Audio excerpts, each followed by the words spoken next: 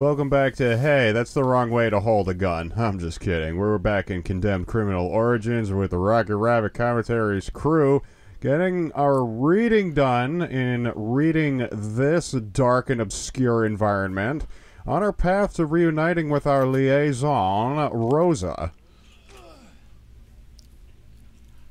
So the question I have for you, Mr. Cloud, is: do you know of any video games that specifically not advocate but actually teach gun safety? That's a good question, as I recognize that the game had once again locked the door behind us, so we can't go back to previously explored areas and also retrieve unused health packs.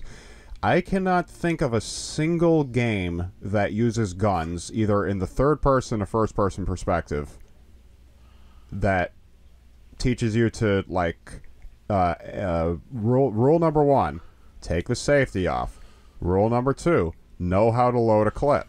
Rule number 3, know how to hold the gun steady enough so that the kickback doesn't, like, nick you as you're doing it. Like that one time I actually went to a gun range and fired off a rifle that left a mark in my index finger for about 5 days. There's a janitorial body over there. It's not a janitorial body, that's Rosa. Are you sure that's Rosa? Yeah. Then why is she so bulky? Well, because her character model looks stupid. Every character model in this game looks stupid. Alright, so now we gotta follow the left-hand wall in order to figure out where the exit is to get into that room. Or there, it specifically looks to be a reinforcement box there. So maybe we just need another crowbar.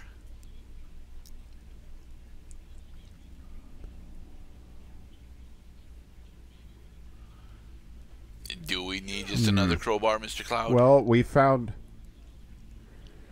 I can count on one hand the number of weapons in this game that also act as keys. A sledgehammer is one of them. Now you have to find the thing that maybe a sledgehammer will correspond to. Ah! The ladder lock, of course. We have unlocked the ladder. We're going to the ladder portion of the level. Climb over the gate? Yes. Come on, you've played Assassin's Creed. Yeah, but like, we don't have a jump button. How does this work? Oh, I see. That wasn't. No. We can walk across. No, I don't know this is how. definitely what the. This is definitely what we're supposed to do, and yeah. Fuck yeah! Seek out those A prompts. Past Cloud, just go. No, you can't break down the windows. Well, maybe I was trying to find Cloud. One of those oh so elusive metal objects, of which I've only found like 2.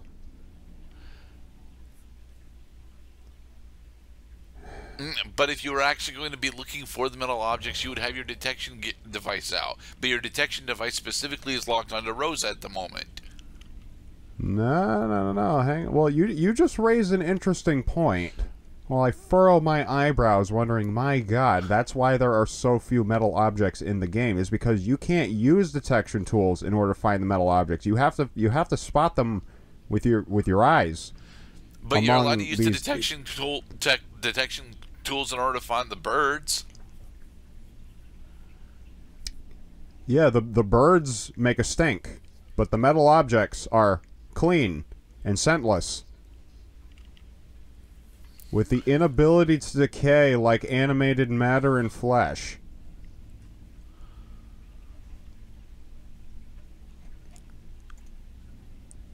You see, eventually, we're going to figure out that we just have to climb down to the fucking place where Rosa was. I actually cannot believe that I left in this much garbage material, because it was right there. All I had to do was just hit the A prompt. Oh, but past Cloud. I mean, given the recent editing snafu that happened during Doom. Right. I see. Well, now I guess that makes us even again, or am I still? No. You're still +1. Okay, I'm still +1, so I'm allowed to fuck up editing on one more episode, and then it becomes clear that neither of us are necessarily perfect at the editing in the editing department. See, if I would have went back, I would have just went back to the frame where I was climbing this ladder, and then we could have spared ourselves some time. I did find a bird, which was cool, but now let's find Rosa, who is definitely not dead. Hi, Rosa. Back off, you bastard. Come any closer and I'll rip your head off. Rosa, it's me, Thomas. Oh. He must have clobbered me in the back of the head before taking off. Are you okay? There were these shadowy things standing over you. Were there? What? Look, while you're chasing shadows, that jerk tried to kill me. Bit him good, though, right on the hand. Did you get any of the blood sampled? I saw some hit the floor. Yes, sampled and transferred back to the lab. Excellent. Oh, good. You even managed to hang on to your purse. I can patch in through this computer. She mentioned it to drop on the floor, but we just tracked a handprint that was on the locker. No. There was at the beginning, near the beginning of the last part, after Rosa was abducted. That we did spot blood on the floor. We did take a sample analysis, and now that she's back at a terminal, now she can go into the remote lab and see what the computer has registered about that same blood sample we sent. He's the only one whose trail hasn't gone cold since we ran into this serial killer X. X wants the torturer to die. He's hunting him down. Nice use of semicolon. This is Jennifer Alden reporting from police headquarters. Developments in the case of the torturer serial killer.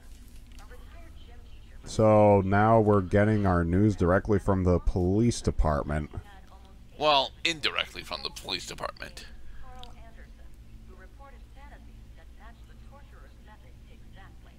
Mr. Anderson. To inform police if they know of Carl Anderson's whereabouts.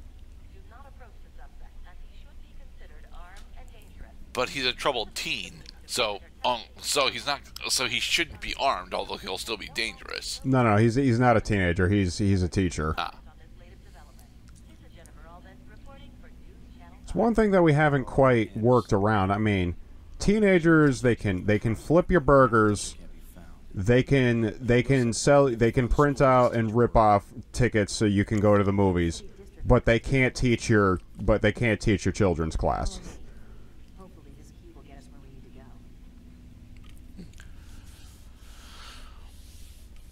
And watching Rosa's jerky-ass character model move around, and now I'm reminded why there are so few instances in this game where you can follow non-combative characters.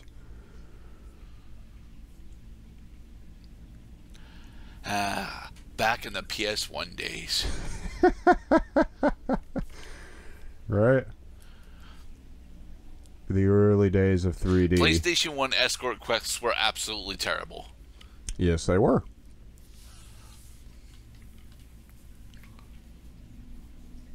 PS2 escort quests also were quite terrible at times. They were slightly better, though. Dies illa, dies illa. We're right here, Rosa. No, You she's don't wanna go waiting. forward? She's waiting Okay, for me I to guess take we'll point. go Well, forward. we don't know what's beyond the door. Maybe someone dangerous. The Hamilton reading room. Alexander Hamilton. This is definitely not the way to the basement. The first treasurer of the United States. And also the fourth president.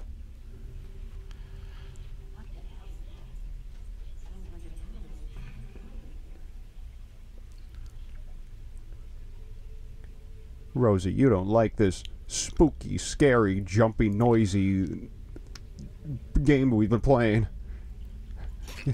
So is it going to be a spider raccoon or a raccoon spider? Well, I mean, now it's you're a reminding me library. of It's got to that. have to be a spider of some kind. Kind of makes me wonder what a spinnerack would do if you blended it with a zigzagoon. It would make it go significantly faster. That would be easy nightmare fuel. Like something out of late game Bloodborne when you go into the Nightmare of Mensis. These goddamn Pokemon experiments must be stopped. Yeah. There are murals of birds on the wall.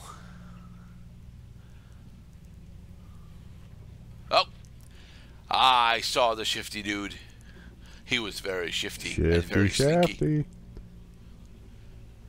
So in the next part, as we continue to escort a character whom we definitely should not bludgeon over the head with a 2x4 with nails sticking out of it, we're going to approach the end of Chapter 7 on the path to finding Serial Killer X. Serial Killer X. X marks the spot. All right, everyone. Be safe.